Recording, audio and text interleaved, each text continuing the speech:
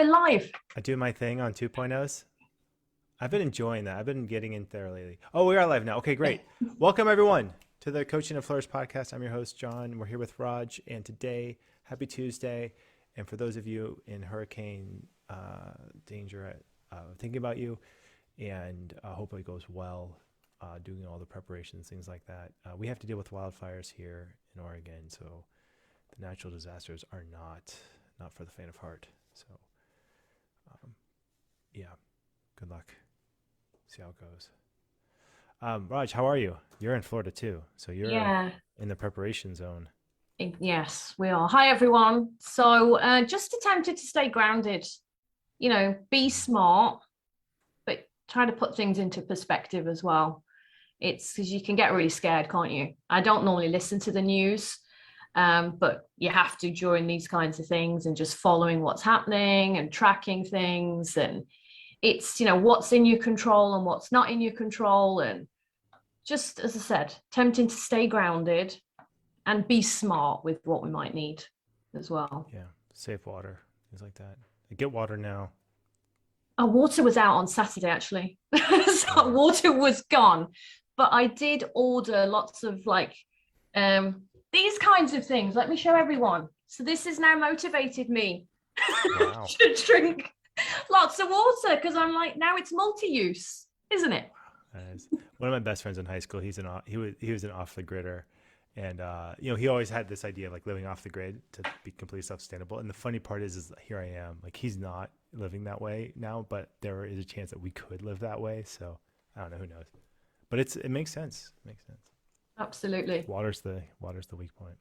Exactly. So, okay. Well, I have some questions for both of us, but this one is for you to start off with, John, and I really want to hear what your thoughts are on this. So I've had a few people really interested in what else is happening at Coach Training EDU. They're really enjoying the 1.0. They've gone through the journey of the 2.0. And I got asked today, when are you going to be doing a 3.0? That's a great question. I've thought deeply about this, and I think with I think 2024, and I think what it's going to look like is an in-person leadership series of weekends, and I think it's going to happen. We'll see. But I'm getting way ahead of myself. The biggest thing that we're doing right now is we're in the process of retiring the 1.0 wellness and the 1.0 executive courses, and we're going to consolidate those into we have the 1.0 essential, and so we're going to consolidate those into a 1.0 essential, and then we will have specialization happen after, whether that's through group mentor coaching or self-study or some other way to get the wellness and the executive material. Because what we're finding is that it just makes sense to funnel people into one core life coaching course and then go for specializations later, if they're similar, and they are relatively similar. It's the academic that needs to stay the 1.0, mostly because when you're working with students, the foundation of coaching sessions needs to shift. So the 1.0 academic will stay where it's staying, but that's the biggest shift. So I feel like all of the simplification of that is lovely. We have an inclusion course, which is really strong. We have a relationship course in the works. We also added the health board, and we're also putting together, revamping the sports psychology or the working with teams and things like that. So we have other advanced courses, but the big leadership, we're talking 2024, and I think it's going to be an in-person thing, and I am excited about it. It's been on my list as something to offer. It will be here in Oregon, in Hood River. I have a small ropes course in mind, so. That's exciting. So you heard it here first. We'll be asking you about that, John. So 2024, looking at that. And then in the meantime, people can access some of those like CCE specialty programs. Is that The what I'm advanced hearing? courses, yeah. And we have to, and then we are still in the process of accreditation. We haven't yet submitted, our forms. We're planning to very soon here, which is part of the reconfiguration. Because once we do this, we have to freeze everything for a year. So we're doing all the reconfiguring now. We probably will add the leadership course even after we get the accreditation. I promised myself no more programs, no nothing, No more programs until we finish the accreditation. So far, I'm close-ish to that. I don't know if you would call the relationship course or health board a new program as much as a continuation of programs that we've already had in the works that we need to complete or have completed, and now we're ready for the accreditation process. Okay, thanks, John. We're excited. So I think the next question will probably connect well with this one. Well, then what recommendations, I know we've got programs coming at Coach Training EDU, but what recommendations do you have for lifelong learners, as people just love new information and learning things? I think that starting your coaching practice, I think that there's an element of, always being a learner, but you don't necessarily have to have it be a formal thing. Having some like a blog series going or just a habit of reading, book clubs, things like this, I find to be really useful. I think sometimes coaches, they'll keep taking new programs as a way of procrastinating, building their coaching practice. You will learn so much about your own self when you're faced with that entrepreneurial challenge. That to me is probably the biggest course you could take, is can you successfully establish an independent practice or get hired as a coach? But can you successfully make a living being a coach is a pretty, that's a big ask. And I would view that as the ultimate, the ultimate course. And once you have that, then take all the programs you want, keep adding stuff to it, go for it. But I wouldn't just continue taking more programs until you've taken those hard steps to get paying clients. That's such great words of wisdom, John, there. And I mean, one of the things I do admire about you is that you're super courageous. I see that in you. You're really courageous. You will go for it and you'll get it right, but you don't get stuck in perfection. And I see that a lot of people can get stuck in perfection or avoidance. So what words of wisdom do you have? Like, what have you learned from taking some risks? Yeah, thanks, Raj. I think I get it right about 2 out of 3 times in terms of business stuff. And there have been projects that have totally crashed and burned, and that's okay. Or projects that, I think went a certain way, they were okay. The wellness and the executive books, we have whole books, and yet we're thinking, okay, let's reconfigure this a little bit. And then what do we do with this whole book that I spent years creating? So I think there's an idea of it's okay to put time and energy into something, even if it doesn't work. It's, but I don't know any other entrepreneurial way. I know that maybe if you sat back and made a strategy and had the perfect strategy and business plan and worked this out, and worked with an expert on it, but planning is guessing. And what I found is that if you just do something, you'll learn from that, and then you take that learning, and then there's a whole different direction that you can go in, and then just rinse and repeat. That it's more about having a habit of trying things rather than a habit of thinking things. And that's super different. And trying things doesn't always look pretty. I mean, for years people would say there are typos in your textbooks, or there are typos on the website, or there's this kind of that. And I'm like, yes, but there's also value. There's a lot of, we'd fix them and do all of that work, but it's also, but yeah, the field is so young, it's so new. Let's just move this forward, and we'll clean it up later. And so that's, I feel like, what's, the benefit of where we are now is we've had the time, space, and energy to hire the editors, clean up all the things. And now we have systems and processes to move through this, but that doesn't happen overnight. And it's not fair to yourself when you're starting out to put that kind of pressure on to yourself to be like, you know what, I need to have everything perfect before I even launch this thing. You'll never launch. So when I really think of the mission of, it's more important for us to get the material into the hands of advisors, of people in the executive world, people in the wellness world. It's more important to do this work and share than it is to get it perfect. Then you start moving. That's my perspective. Other people make it perfect, and that's fine. I mean, that's their. I wish I could be more like that. I actively strive to be more like that. Put it that way. But I think a lot of people need to actively strive the other way, like actively strive to jump before it's perfect. So I realize, they're different directions for different people. You have to find out what your predilection is, and then what direction you need to go into, and then you're in solid territory. Yeah. Just take the leap.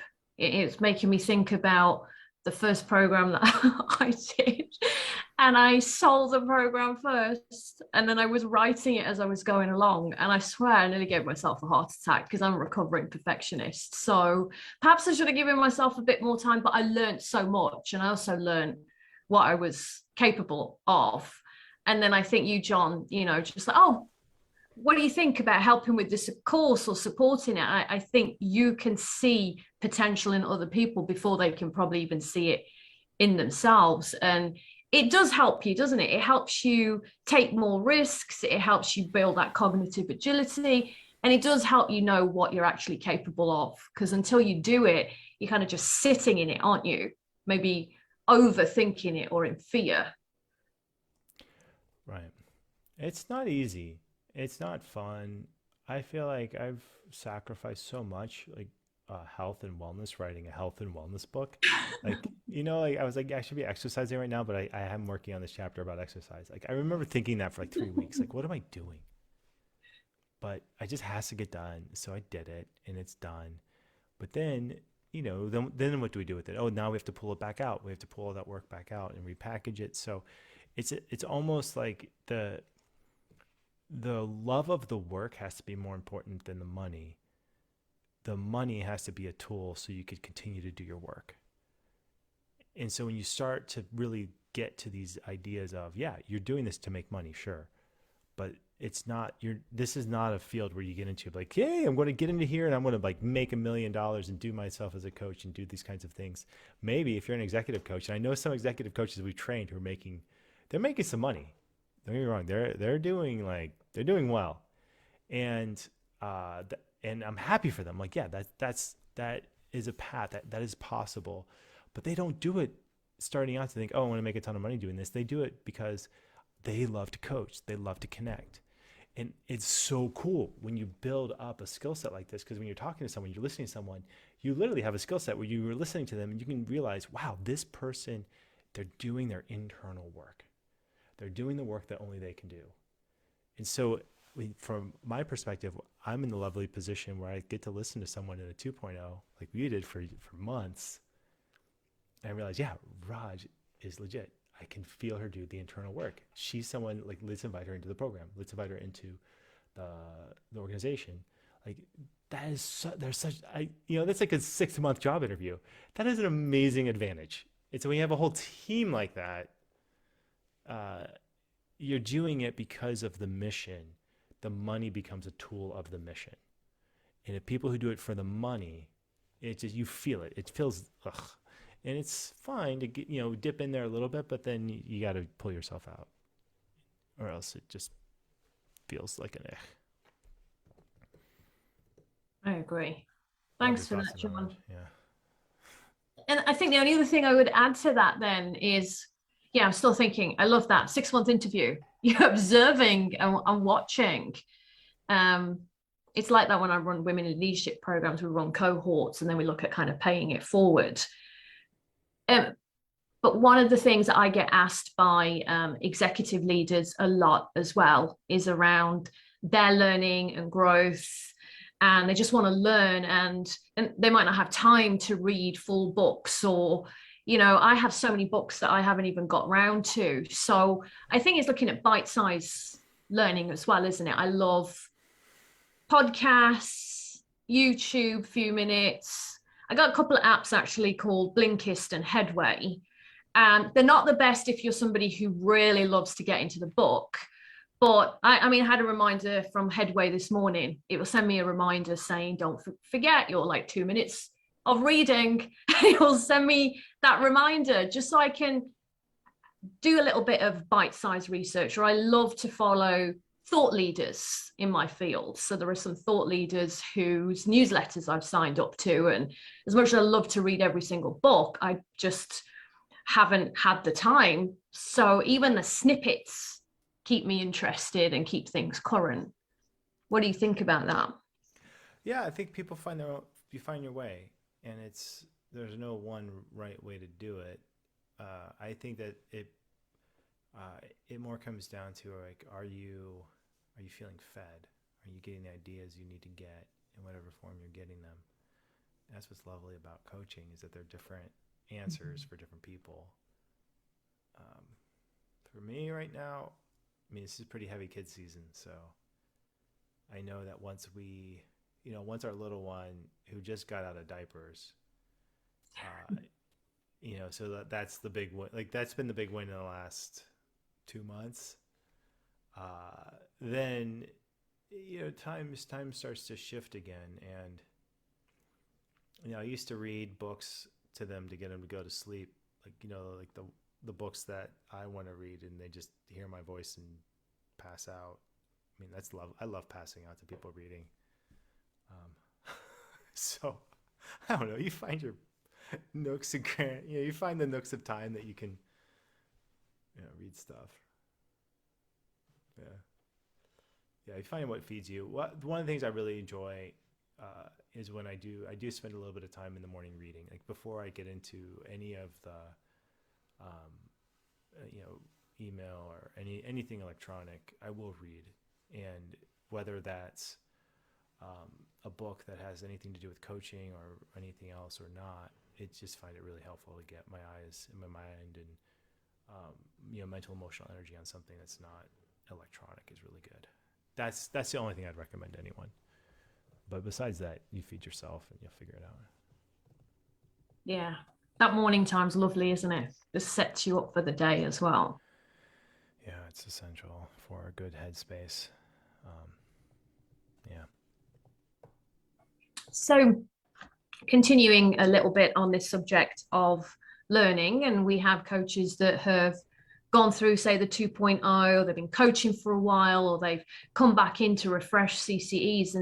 And when people get to that point, sometimes I get asked that question of, so, all right, I'm not an expert. And even though a coach isn't an expert, what other training or learning subjects do you think, John, could help a coach?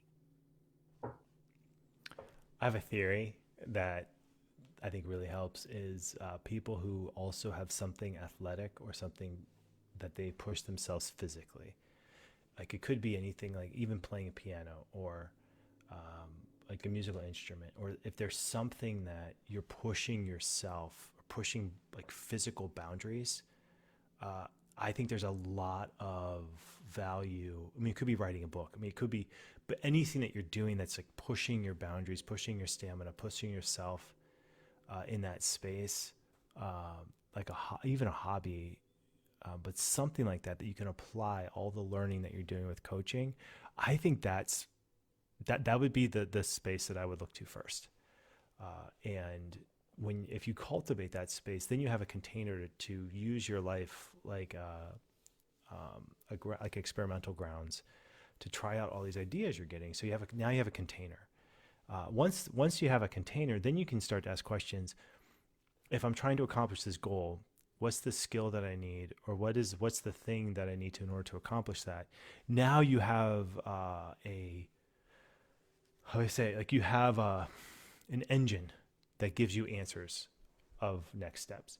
And this idea mimics Laura Whitworth's and Rick Tamlin's bigger game concept, where leaders don't pick the projects. I mean, eventually they do, but it's not like you gain all these leadership skills, and then you go out and lead people to some place. It's their concept was you start playing a bigger game, and the quality of your leadership depends on the quality of the game you pick.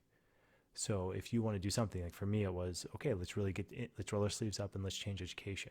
Let's bring more empathy, kindness, and empowerment to education. What do I need in order to do that? You see that's how the question works. Yeah. That's how this works.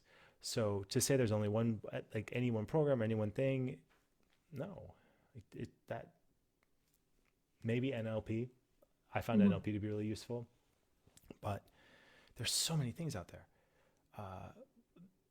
The thing I found the most useful is having that mission in place and developing an empathetic sense of motivation. It makes it not about you. It makes you anti-fragile. It makes you, take bigger risks. It makes you do things that you wouldn't normally do because you're doing it for the sake of a larger mission and vision and goal. And that larger mission and vision and goal also gives a sense of clarity about purpose and all those good things. So it's why, yeah. I mean, so I hope that answers it, Raj. I'm curious your Yeah. thoughts on that too. And it's really valuable, John. As you were sharing that, it also made me think about, that work that I've done on myself, even at a time I wouldn't have realized how much it's helped my coaching. And for me, it was becoming more spiritual, mindfulness, meditation, spiritual practices. If someone had probably told me like 10 odd years ago how much that would be helping my executive coaching, it was opposed at that time, probably when I was looking at it. How would that learning and that understanding and that work on myself, I'm into all kinds of things, Reiki and crystals and energy vibrations. And that can, as I said, that can be kind of opposed to that strategic world that I'm in. But it's taken my coaching to another level because actually people are so open to it. I am often asked, even at the beginning of a corporate meeting, to just ground people or use that, or me connecting with my own body and listening to my body and all the breathing. It actually helps me hear stress in the leaders that I coach and fears and things like that. And I would never have thought that, as I said, 10 odd years ago when I was getting into it. Exactly. I mean, what if 300 years ago there was no concept of, or was there a concept of electricity? You know what I mean? Like we didn't have the same concepts of electricity, and 20, 30 years ago we didn't have Wi-Fi, and then now we have all these things. What if 100 years from now they realize, you know what? There's mental emotional energy, and you can feel that between people. You can Yeah. now. Oh, we have a tool that measures it. Oh, the mirror neurons in your brain. Oh, guess what? Those are actually real and firing. So when you do the meditation, when you do the grounding spiritual work, you're actually building your capacity to become more aware of your mirror neurons. And we can test it now. They might be able to It's so test cool. it. It could happen. And it's silly to think, like that, just because we don't know it yet doesn't mean that it doesn't exist. Look at James Webb Telescope is breaking physics by the minute, and they're throwing particles together in these particle accelerators. They're also breaking. Quantum physics makes no sense. What if all of a sudden there's a whole other energy field that we're not even aware of, and 30 years from now they think, oh, we found it. This is the reason why dark matter exists, and this is what it means. Oh my goodness! Can now go back in time. Who knows? The world is weird. Is. But it's interesting, isn't it, how you can make those connections? And I think for me, it has opened up my curiosity. It's opened up how I ask questions. I like listening to what you're saying. And often I might listen to you, or I might listen to another thought leader. And then I'm like, I want to go away and research that.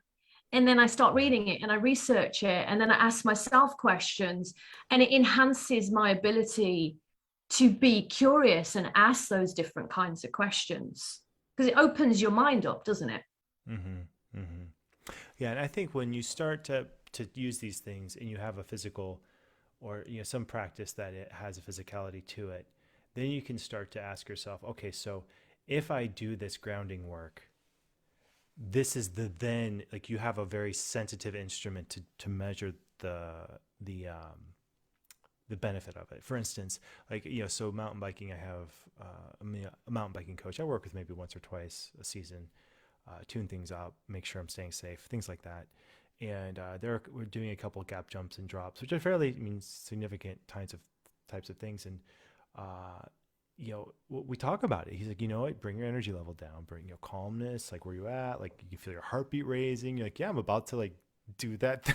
I'm about to whiz down, have to catch air, Because if you break, no good, So, there's some things where you have to find and really get in touch with different aspects of self. Uh, I cannot emphasize enough the value of that container for being able to have a sensitive, an inner sensitivity to these ideas, and then you figure out really quickly what's working, not working, and then you can apply it to your business world. You can apply it to your personal world. You can apply it to all these other worlds too. And so that, just going back to that question you asked me, yeah, I feel like the physicality is very, very important. Thank you, John. We're on time. I know we were getting into this. We could probably chat all afternoon. This is fun. Thank you, Raj. Thanks for the questions. Thanks for queuing up these questions. It really is a treat. And I feel like I'm looking forward to doing the in-person leadership thing. I have notes on it. I've talked to other coaches on it. I have plans for it. There are a couple people I'm thinking of flying in to help me facilitate it. It's going to be super cool. I just got to get the little one to not be so little. That's one, and then two. Pandemic was weird, and we're getting out of it. So here we are. Exciting stuff. Thank you, John. Thank you as well. Thanks, Raj. Thanks, Ashley. Thanks for everyone. Thanks, everyone. Stay safe. Bye.